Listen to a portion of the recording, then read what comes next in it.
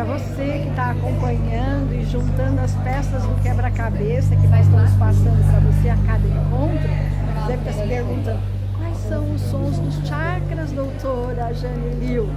E ela vai falar um chakra de cada vez. Então, qual é o som desse chakra?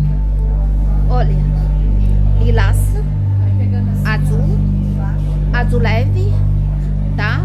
Verde, rosa, amarela, laranja e vermelho.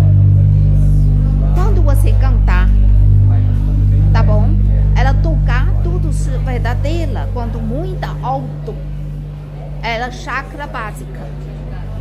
Então isso ajuda você quando se tirar negativo, tirar sofrimento também. Quando você voz abre, não é? Abre, tirar raiva. Quando tirar raiva, raiz de doença fácil de curar também.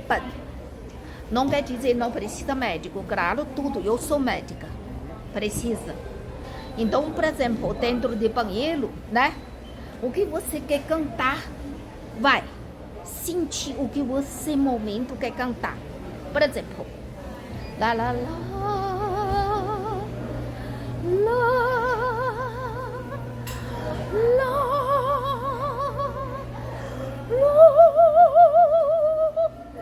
então, cada voz existe sentir, opa, tá?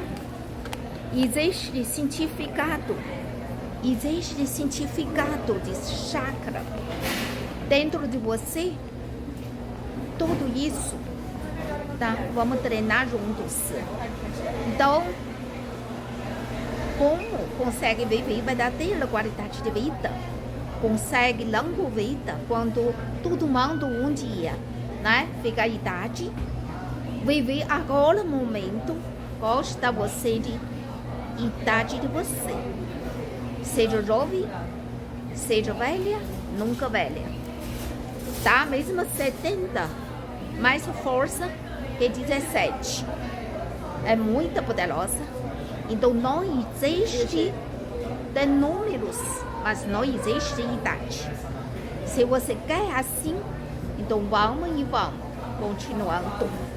Não falei, vamos a gente tocar, cantar com saúde, com curado, cura, doença.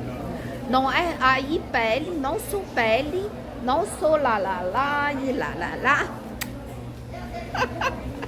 Combinado? Combinadíssimo. Então tá bom. Então tá bom, continua Fica aí que a falando. gente vai fazer outra peça para você, tá? Tchau, tchau.